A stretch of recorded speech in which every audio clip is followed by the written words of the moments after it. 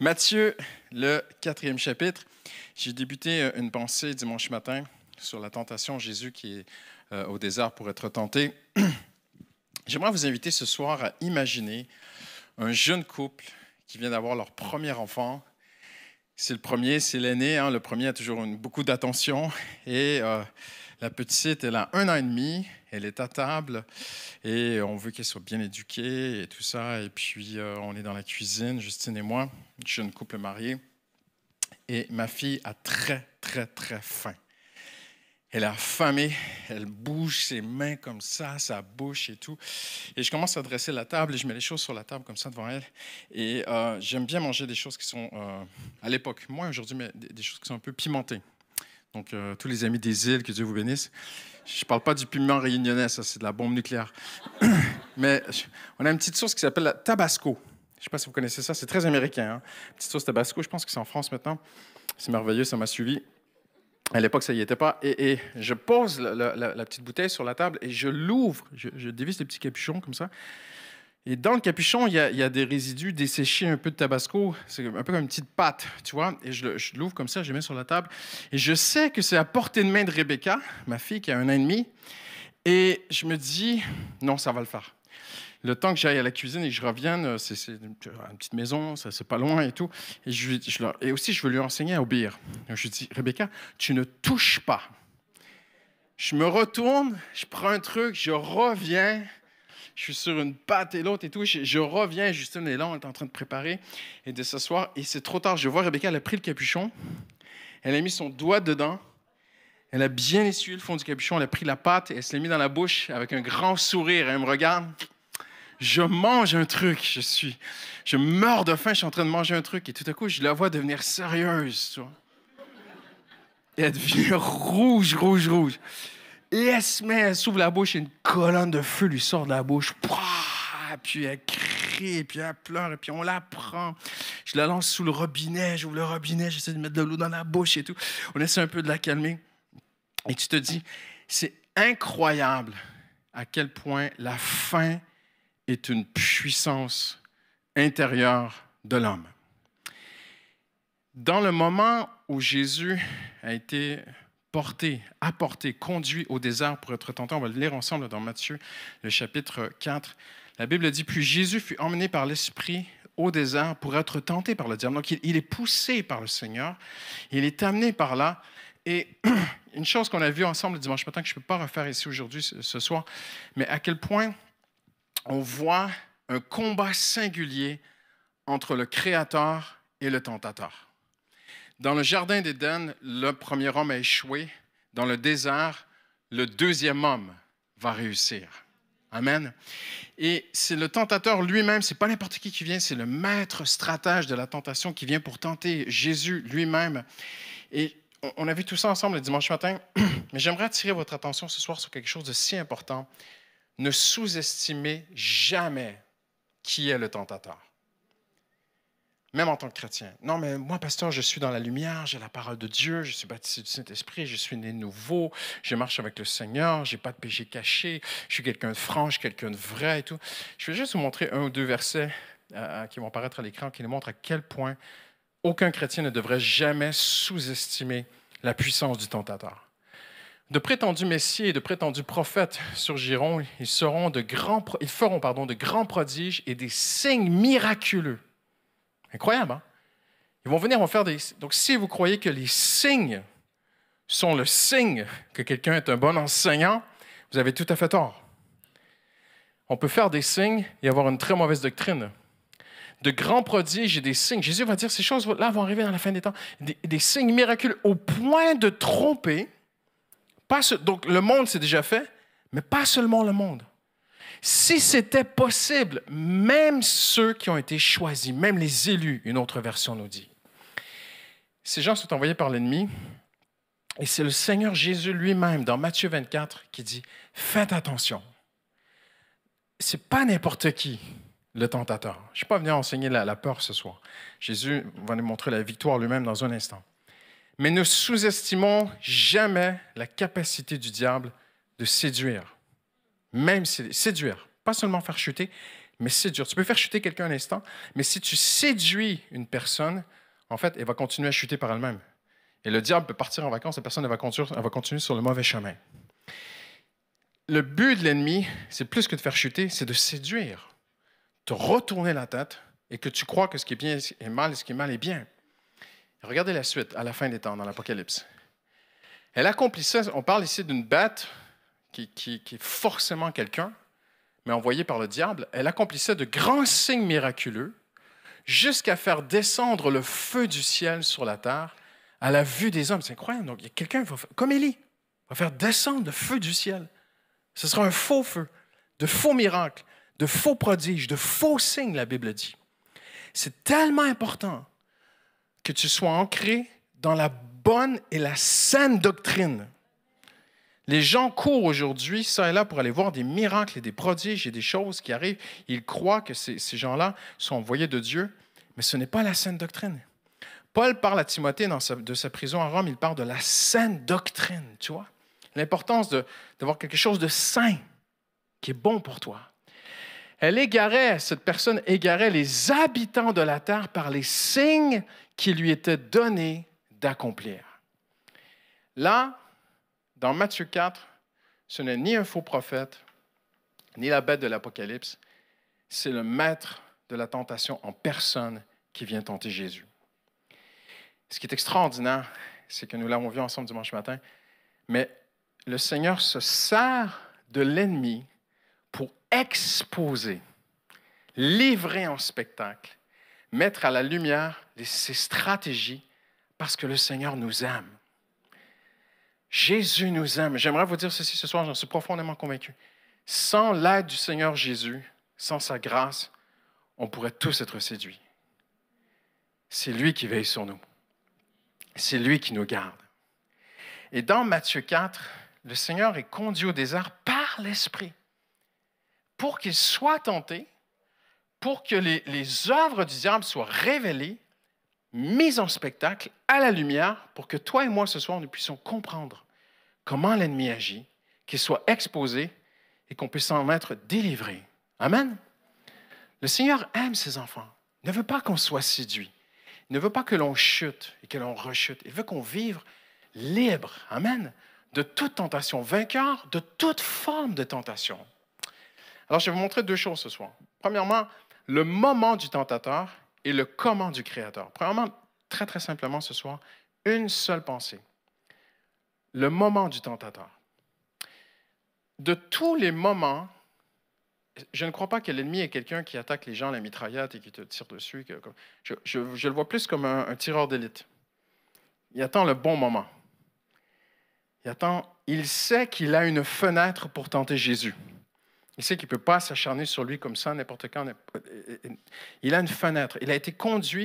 Jésus a été conduit au désert pour être tenté. Il sait que c'est son moment à lui. Il a ses 40 jours. La Bible dit que pendant 40 jours, Jésus a quand même été tenté, d'après une version de l'Évangile. Mais ici, ça dit, après 40 jours, Jésus eut faim.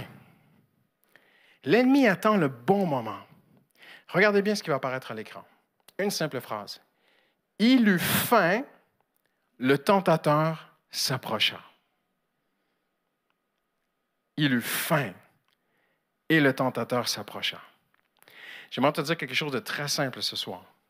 Lorsqu'il y a une faim, on pourrait dire un manque dans nos vies, une carence de quelque chose qui n'est pas comblé dans nos vies, tu peux être certain que le tentateur va s'approcher. Et il va te tenter de combler ce manque, cette carence, ce vide par quelque chose d'autre que Jésus-Christ. De prendre les choses en main. Et c'est ce qu'il va faire avec Jésus. Regardez bien. On le lit ensemble. Après avoir jeûné 40 jours, 40 nuits, il eut faim. Vous êtes d'accord avec moi? Jésus eut certainement très, très faim. Beaucoup d'entre vous, vous êtes arrivés directement du travail, vous n'avez pas encore dîné, soupé ou quoi que ce soit, et vous avez peut-être déjà faim. Amen? Mais ça n'a rien à voir avec Jésus. 40 jours. Hein, Pasteur JB fait un jeûne. Mais là, c'est 40 jours JB, 40 jours sans rien, là, au désert. Alors, croyez-moi, après 40 jours, dites avec moi, Jésus a vraiment... Tourne-toi à la personne à côté de toi, c'est en train d'avoir un petit peu faim. Jésus avait plus faim que toi ce soir.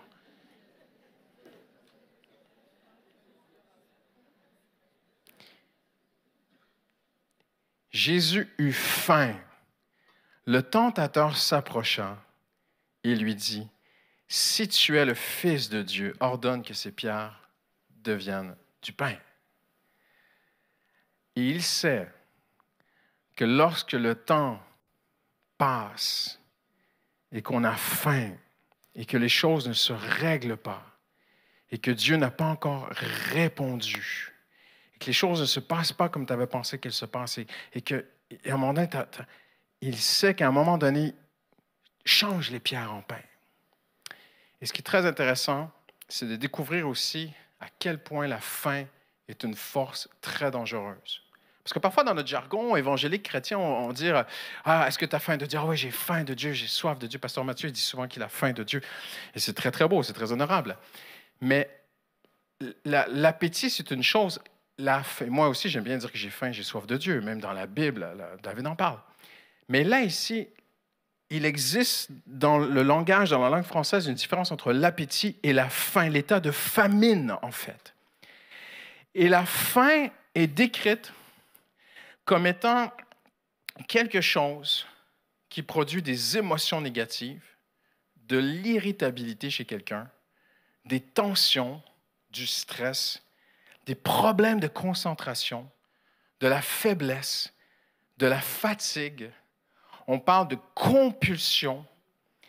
La faim devient, littéralement, on parle d'une force intérieure irrésistible qui pousse la personne à accomplir certains actes. Il y a parfois dans nos vies des saisons permises de Dieu, des situations qu'on peut vivre où à un moment donné, rien ne bouge et tu as faim. Pasteur Christian, j'en ai assez de la solitude. Je veux me marier. Ça devient dangereux. La faim est un état de manque douloureux qui nous met en danger de prendre des décisions qui nous coûteront, des décisions que nous regretterons, des décisions que nous excuserons peut-être, si on ne veut pas se repentir, et des décisions que nous masquerons. Vous êtes d'accord avec moi que Jésus, étant le Créateur, c'était rien pour lui changer la pierre en pain? On est ensemble? Quand le diable lui dit, mais si tu es le Fils de Dieu, tu as faim et tout, mais tu es le roi, tu es le Créateur. Jésus aurait pu répondre, mais tu sais, en fait, c'est même moi qui les ai fait ces pierres. J'ai vraiment faim. 40 jours, écoute, si j'en fais 39, c'est pas grave. Hein? Et même si on lit la Bible, en fait, c'est quand même assez surprenant parce qu'il a jeûné 40 jours et après 40 jours, il a faim. Donc, peut-être même que le jeûne est terminé. Mais au lieu d'aller à la boulangerie, Jésus change la pierre en pain. Et tu vois quelque chose qui sort de cette histoire, qui est importante pour toi et moi. C'est que dans nos vies, parfois, on peut prendre les choses en main. Parfois, on peut changer nos pierres en pain.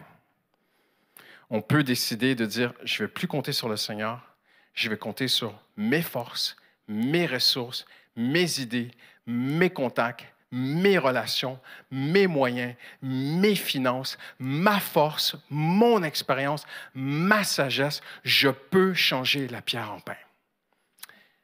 Mais je vais vous montrer une chose ce soir. En fait, ce qui est très beau, c'est le comment du Créateur. Donc, on a vu le moment du tentateur. L'ennemi ne va pas t'attaquer à n'importe quel moment dans ta vie. Il va attendre un moment de faim. Au moment où la situation ne se règle pas et tu commences à avoir faim. Tous les jeunes étudiants que vous êtes sur Paris, faim, tu as faim de réussir, mais il ne faut pas tricher. Toutes sortes de tentations. Tu as faim d'une solution financière et tout à coup, quelqu'un te présente, ben, tu pourrais, après tes heures de travail, faire ça pour moi. C'est au black. Ce n'est pas vraiment au black, c'est juste que ça, c'est entre nous, tu vois. Et de toutes sortes de façons, l'ennemi sait que quand tu as faim, c'est le meilleur moment pour te tenter. Tu es avec moi? On va regarder ensemble maintenant la réponse de Jésus. Jésus répondit, il est écrit, l'homme ne vivra pas de pain seulement, mais de toute parole qui sort de la bouche de Dieu. La réponse du Créateur va ici transcender la compréhension du tentateur. Qu'est-ce que je veux dire? Je suis convaincu, c'est ma petite conviction en moi, je suis convaincu que Satan n'a même pas vu le train passer. Il n'a même pas compris ce que Jésus voulait dire. Mais regardez, on va ouvrir avec le Saint-Esprit, va nous ouvrir les Écritures ce soir.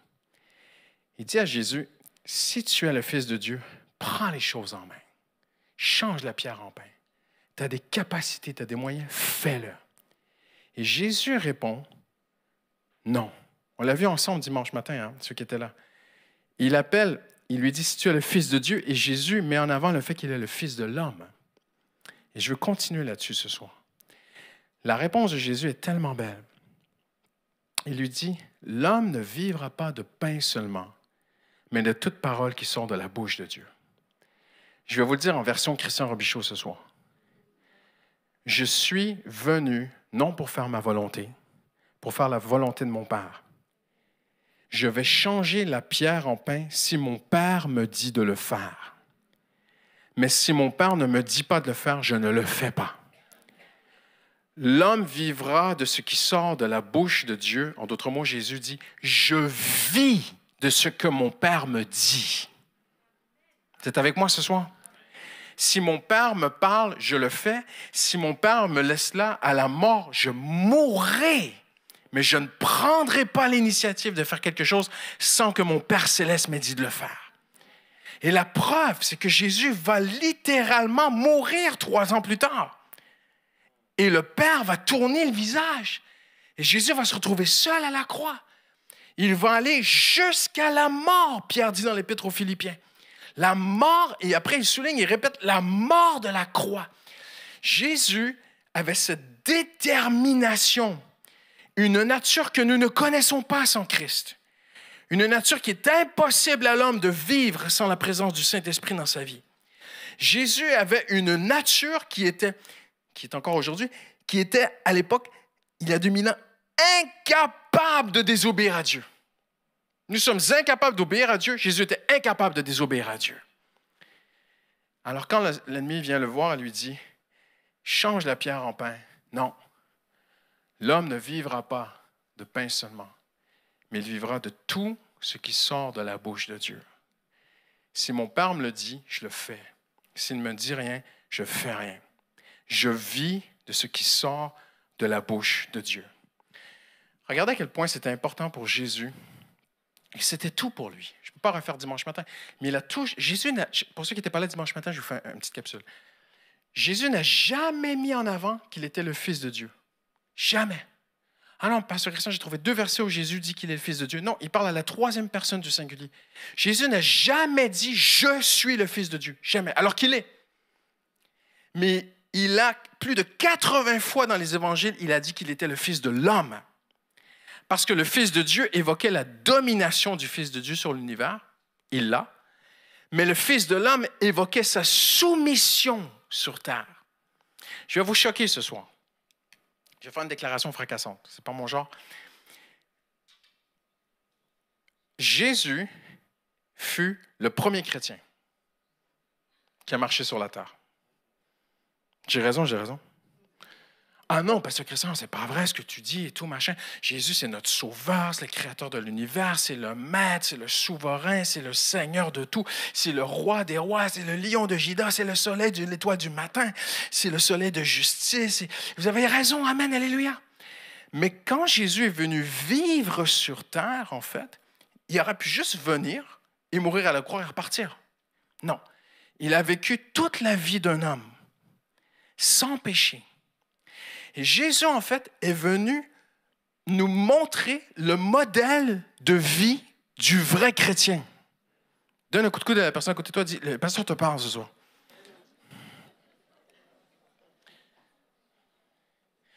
Donc Jésus, je pense que tu peux le mettre à l'écran, je l'ai même mis en diapo.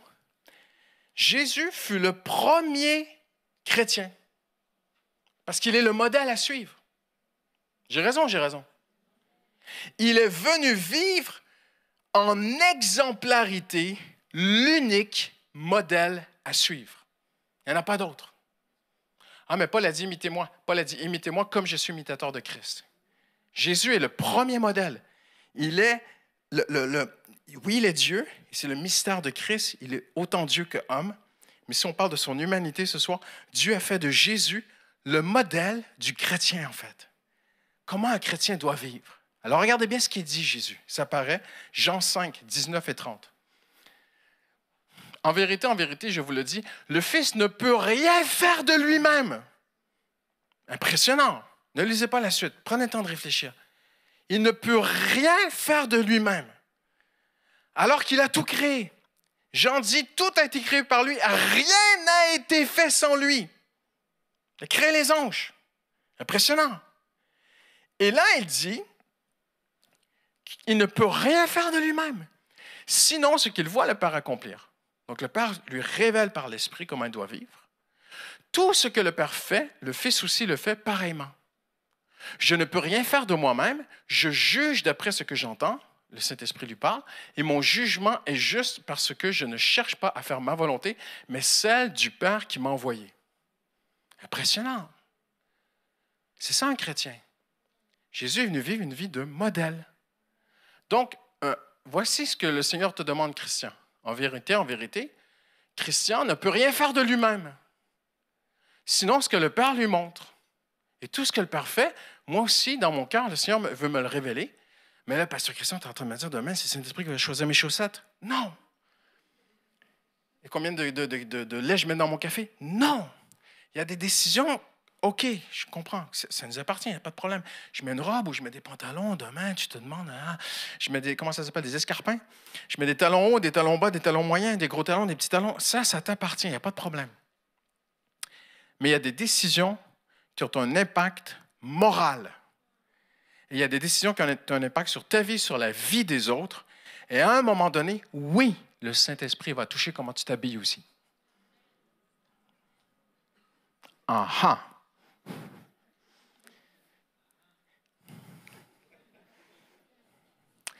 Alors quand Jésus dit « L'homme vivra de tout ce qui sort de la bouche de Dieu », il est en train de dire « Je ne suis pas venu prendre des initiatives, je suis venu pour obéir. » Et la plus belle, je pense qu'une des plus belles victoires sur toute forme de tentation, quelle qu'elle soit dans nos vies, c'est un cœur qui est soumis à Dieu.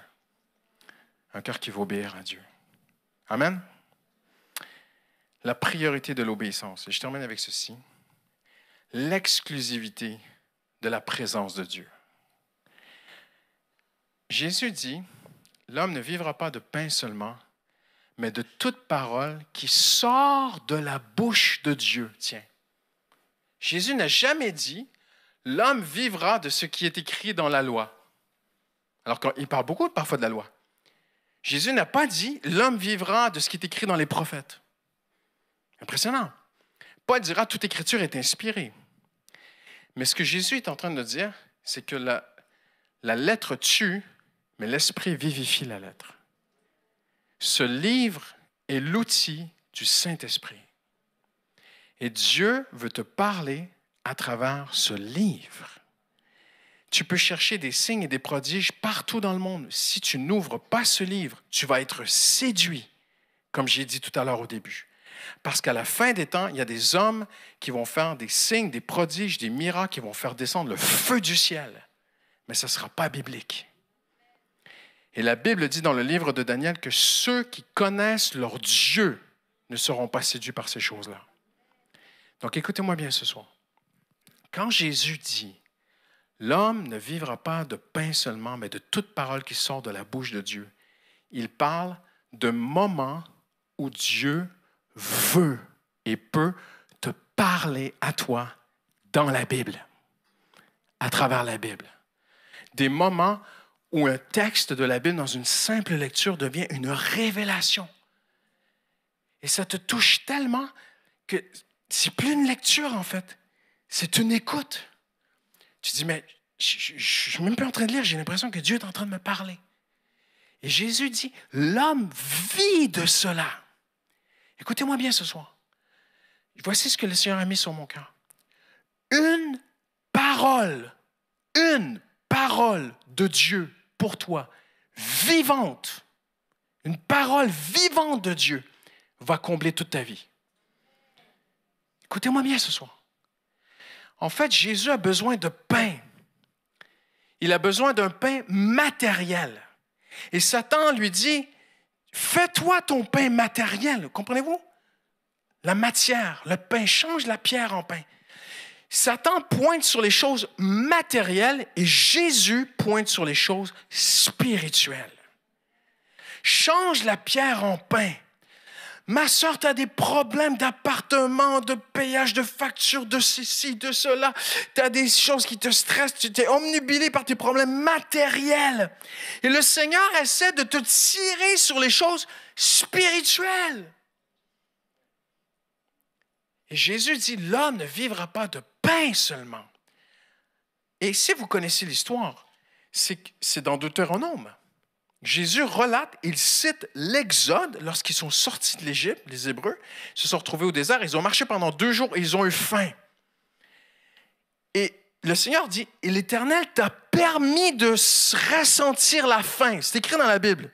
C'est Dieu qui a permis que tu aies un peu faim une fois dans ta vie, parce qu'il y a quand même des vivres qu'ils avaient, mais Dieu a permis que tu aies faim, car l'Éternel voulait t'apprendre que l'homme ne vivra pas de pain seulement, mais de tout ce qui sort de la bouche de Dieu.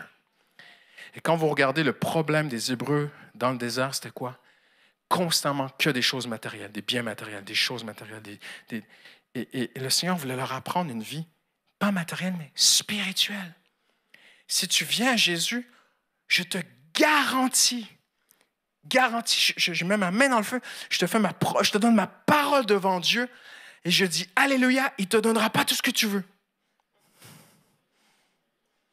Il y a des églises où on enseigne l'inverse. Viens, Jésus va donner tout ce que tu veux.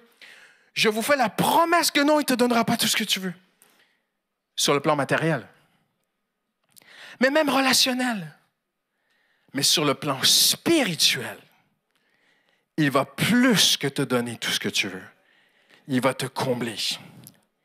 Et j'aimerais te dire ceci ce soir. Un homme comblé dans son âme peut traverser n'importe quel problème matériel. N'importe quel problème financier. Parce qu'il est heureux, en fait. Il est comblé. Voyez-vous comment Jésus, le diable essaie de mettre les yeux sur la mauvaise chose et Jésus remet les choses. Change la pierre en pain. Non, non, non. On vit de ce qui sort de la bouche de Dieu. Le pain spirituel. Et plus tard, dans Jean, Jésus dit, je suis le pain de vie. Je suis cette nourriture spirituelle. Mes amis, le seul évangile, c'est lorsqu'on prêche et on enseigne aux gens un pain spirituel, un bonheur intérieur, spirituel. Amen, oui, on peut donner quelques petits conseils de vie comme ça à l'Église, mais fondamentalement, on devrait prêcher et enseigner un bonheur spirituel, intérieur extraordinaire qui est en Jésus-Christ. Vous êtes avec moi ce soir? Je suis convaincu que Dieu peut combler n'importe quelle vie par une parole. Il se révèle à toi. Il te parle et se manifeste à toi. Écoutez-moi bien ce soir. Dieu ne veut pas parler seulement au pasteur. Dieu veut te parler à toi comme à n'importe quel homme ou femme de Dieu. Il n'y a pas d'élitisme dans l'Évangile. Il n'y a plus d'intermédiaire en Jésus-Christ. Il n'y a pas « je vais voir un grand homme de Dieu », une sorte de gourou évangélique et lui, Dieu lui parle et il va me parler à travers lui. Mes amis, fuyez ces endroits. Le Seigneur veut te parler à toi comme il parlait avec Abraham. Oui, toi, jeune homme, jeune femme. Dieu rêve de marcher avec toi. Dieu rêve de te guider par l'Esprit.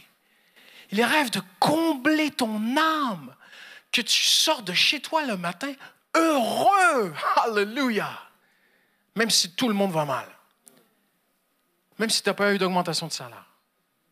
Même si tu n'as pas eu de poste que tu rêvais. Même si tu as perdu ton job. Parce que tu as un pain spirituel. Alléluia. Voyez-vous, il y a un évangile qu'on ne prêche pas parce que c'est loin de nous. Mais il y a 2000 ans, on prêchait aux chrétiens qui avaient perdu leur maison.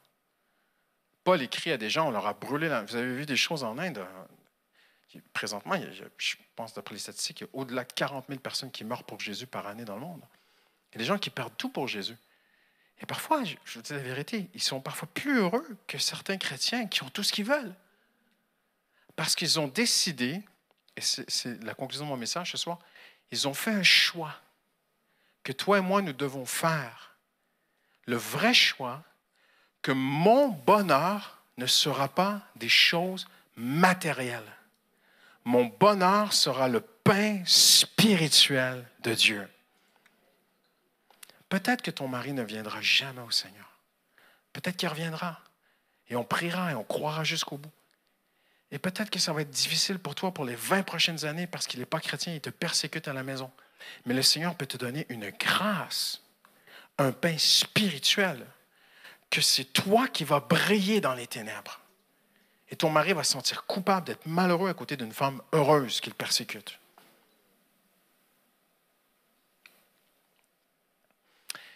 Il y a des années, j'étais à l'aéroport, c'était la première fois que je venais en France, en 2003. J'étais assis à l'aéroport de Paris, je rentrais chez moi. Je termine avec ceci. Et il y avait un article sur la culture des perles. J'ai pris le magazine Hors France, j'ai déchiré la page, je l'ai amené avec moi, ça m'a marqué. Vous savez comment on fait une perle? Les fabricants de perles. Ils mettent un grain de sable dans une huître. L'huître, elle n'aime pas ça, elle se referme. Et le petit grain de sable, en fait, il dérange l'huître. Il est contraire à l'huître, parce que l'huître est remplie de nacre, en fait, à l'intérieur. Et le petit grain de sable, en fait, il n'a pas sa place parmi le nacre et parmi l'huître. Il dérange, il esquinte, ça gratte dans l'huître. Alors, vous savez ce qu'elle fait, l'huître? Elle le recouvre de nacre, parce que le nacre, c'est doux. Elle commence à recouvrir le petit grain de sable de nacre. Et plus elle le recouvre, plus ça fait une perle, en fait. Et plus elle le recouvre, plus le petit grain de sable, il peut vivre dans l'huître. Pourquoi il vit dans l'huître? Parce qu'il a maintenant la même nature que l'huître. Ah, vous voyez où je vais, hein? Le grain de sable, hein, c'est toi et moi. Jésus, c'est l'huître. Quand on vient à Jésus, Paul dit on est en Christ. Et tu sais ce que Jésus cherche à faire? Il cherche à te combler de sa présence. Pas des choses matérielles de ce monde. Juste ton intimité avec Dieu.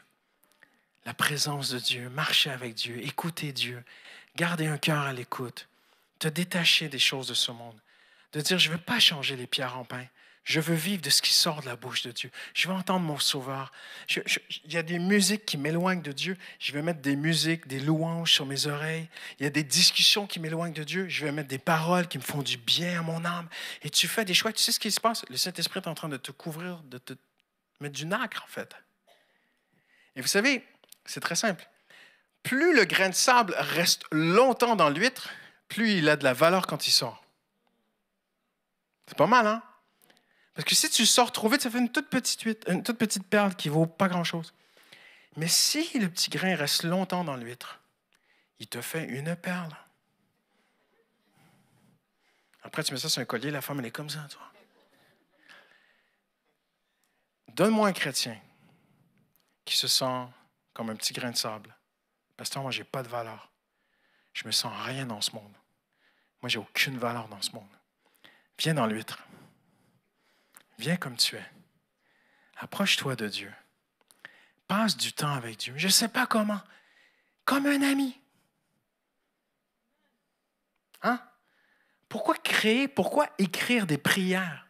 Ce n'est pas possible qu'on fasse ça dans des églises évangéliques. Ce n'est pas biblique. Et on écrit des prières, on dit aux gens de prier ça. On ramène. Voyez-vous comment l'homme essaie toujours de ramener la religiosité? Tu as déjà vu un mari qui aime sa femme, qui rentre le soir chez lui et qui dit « Attends, comment je vais parler à ma femme? Chérie, je t'aime, tu es tout pour moi. » Elle va le remballer, hein? Que ce soit naturel. Pourquoi est-ce qu'on écrirait des prières à Dieu? Je ne te dis pas de ne pas écrire tes prières dans un cahier à Dieu, c'est pas ça que mais pourquoi est-ce qu'on réciterait des prières que d'autres auraient écrites pour toi? Qu'est-ce qui t'empêcherait de parler à Dieu avec ton cœur? Qu'est-ce qui t'empêcherait de lui dire la vérité, de lui dire que tu te sens desséché, que tu te sens loin de lui, que tu souffres, que tu ne comprends pas, que tu ne le connais pas, que tu ne sais pas comment marcher avec lui, que tu te sens séparé. Qu'est-ce qui t'empêcherait de tout dire à Dieu alors qu'il sait déjà tout? Mais il te veut près de lui, comme l'huître. Il te veut dans ses bras. Et lui, petit à petit, il va commencer à te changer. Amen. Et lui, il va te changer. Et tu vas devenir une perle. Et après, le Seigneur va ouvrir sa bouche. Et tu vas aller dans le monde. Et tu ne seras pas comme les autres. Il y a une sœur de l'Église, j'étais sur Montparnasse il y a 2 semaines. Et après le message, je dis, est-ce que je peux vous parler, pasteur? Je dis, bien sûr, et on s'assoit. Et elle me raconte un témoignage extraordinaire. C'est une sœur qui est à la retraite. Elle a travaillé à l'Élysée, tiens, avec M. Macron. Et quand elle est arrivée, ils ont fait un pot d'accueil, tout ça, elle racontait. Il y avait un homme qui était là, et les autres collègues l'ont dit, lui, il ne faut pas que tu le salues. Ce gars-là, il est insupportable, il est impoli, il est méchant avec les gens et tout. Il n'y a personne, on s'est dit le mot ici, personne ne le salue. Le lendemain, elle retourne au travail, et le Seigneur lui dit, toi, tu es mon enfant, tu vas le saluer. Elle arrive pour le saluer, il la regarde et dit, je savais que vous viendriez me saluer. Elle a dit, pourquoi? Il dit, votre visage n'est pas comme les autres. Attendez. Je vous fais une histoire très courte, hein, c'est une longue histoire. Elle lui a répondu direct, c'est parce que je suis une enfant de Dieu. Amen, hein? Même à l'Élysée, le Seigneur Jésus brille. Ne vous inquiétez pas de tout ce que vous voyez dans le monde à la télé. Le Seigneur brille partout. Cet homme-là est venu à Christ. Il a donné son cœur à Jésus. Sa femme l'avait quitté. Elle était avec un autre homme. Elle a quitté son amant, elle est revenue avec lui. Il est rentré en Alsace et ils sont encore aujourd'hui des enfants de Dieu. C'est beau, hein? Parce qu'elle est allée dans l'huître. Elle a passé du temps avec le Seigneur. Et c'est ce que Dieu veut pour toi. Amen. On vit de la présence de Dieu, mes amis. On vit de la présence. L'homme ne vivra pas de pain seulement, mais de toute parole qui sort de la bouche de Dieu. Toi, tu ne le vois pas. La Bible dit, Moïse ne le savait pas que son visage brillait, mais les autres le voyaient. Approche-toi de Jésus. Oui, mais pasteur, moi je travaille, je suis en télétravail à la maison, personne ne me voit et tout. T'inquiète, dès que tu vas ouvrir le Zoom, tes collègues vont voir que tu n'es pas comme les autres. Il va y arriver un truc. Le Seigneur sera là. Fais juste marcher avec Jésus. Tu vois, le grain de sel, il ne peut pas faire la perle. C'est l'huître qui fait la perle. La seule chose que le grain de sable il fait, lui, il rentre dans la perle. La seule chose que tu fais, tu passes du temps avec Dieu. Passe du temps avec Dieu. Un jour, il y a un jeune qui ne pouvait plus m'écouter prêcher. Il m'a dit, Christian Robichon, moi, je ne peux plus l'écouter prêcher. Il a dit ça comme ça. Et je vais vous dire pourquoi. Il a dit ça à quelqu'un qui me l'a dit. Quand il l'a dit, ça m'a fait tellement d'encouragement. Il dit, Christian Robichon, je ne peux plus l'écouter prêcher. C'est toujours la même chose. Toujours notre relation avec Dieu, l'intimité avec Dieu. Il faut s'approcher de Dieu. Quand je rouvre la Bible, je ne vois rien d'autre. Amen. Tu pourrais peut-être changer la pierre en pain ce soir, mais approche-toi de Jésus. Alléluia. Passe du temps avec le Seigneur et puis va briller. Car l'homme ne vivra pas de pain seulement, mais de toute parole qui sort de la bouche de Dieu. On se lève ensemble en terminant ce soir. Alléluia. Tu viens, Samy, juste une petite minute. Est-ce qu'on peut juste tendre nos mains vers le Seigneur Jésus ce soir? Peut-être qu'il y a une personne ici. Tu es sur une mauvaise voie ce soir.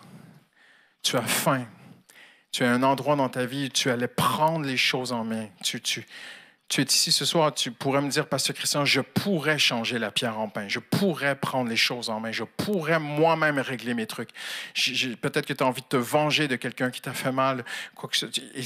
Quelque chose t'est offert sur un plateau d'argent ce soir. Une situation t'est présentée sur un plateau d'argent ce soir où tu pourrais toi-même prendre les choses en main. Et le Seigneur te dit, ne prends aucune initiative.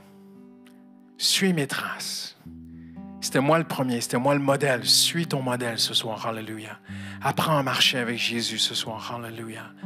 L'homme ne vivra pas de pain seulement. Tu ne vivras pas de ce que tu peux faire. Le pain, c'est ce que l'homme peut faire. L'homme, il prend la farine, il fait le pain. Tu ne vivras pas de ce que tu peux faire.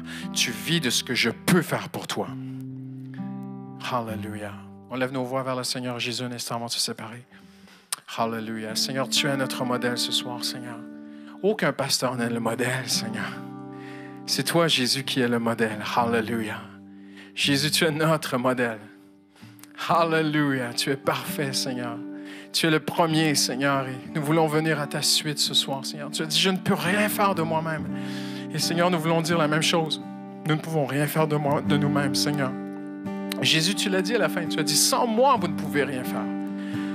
Alors, Seigneur, nous venons à toi ce soir. Jeune homme, jeune fille, mon frère, ma soeur, lève ton cœur vers le Seigneur avant qu'on se sépare ce soir. Et dis-lui, Seigneur, je veux me soumettre à toi. C'est tout ce que Dieu cherche. Dis-lui, Seigneur, je veux me soumettre à toi, Seigneur. Je veux être une perle dans ce monde, Seigneur. Je veux briller dans ce monde, Seigneur. Je veux me soumettre à toi comme Jésus s'est soumis à toi, Seigneur. Je veux juste obéir, Seigneur. Je ne veux pas prendre d'initiative par moi-même, Seigneur. Je veux juste obéir au Saint-Esprit. Hallelujah. Hallelujah. Le mot apôtre voulait dire être envoyé, missionné. Ce n'était pas des gens qui prenaient des initiatives. C'était des gens qui étaient envoyés. Dis-le, Seigneur, envoie-moi. Hallelujah. Missionne-moi, Seigneur. C'est toi qui prends l'initiative, Seigneur. Hallelujah. Je veux juste être à ton service ce soir. Hallelujah. Hallelujah. Hallelujah. Hallelujah. Lève ton cœur envers le Seigneur Jésus. Hallelujah. Ne quitte pas ce lieu. Ne quitte pas ce lieu. Hallelujah. Sans un attouchement de Dieu ce soir. Hallelujah. Hallelujah. Hallelujah. Hallelujah. Hallelujah. Hallelujah. Merci Jésus pour qui tu es. Merci pour ta présence dans nos cœurs ce soir, Seigneur. Seigneur, nous vivons de ce qui sort de ta bouche, Seigneur. Ta bouche, tu as les paroles de la vie éternelle, Seigneur. Seigneur, tu es ma vie, tu es tout pour nous, Seigneur. Nous vivons de ce que tu dis, Seigneur. Hallelujah. Hallelujah. Hallelujah. Hallelujah. Jesus.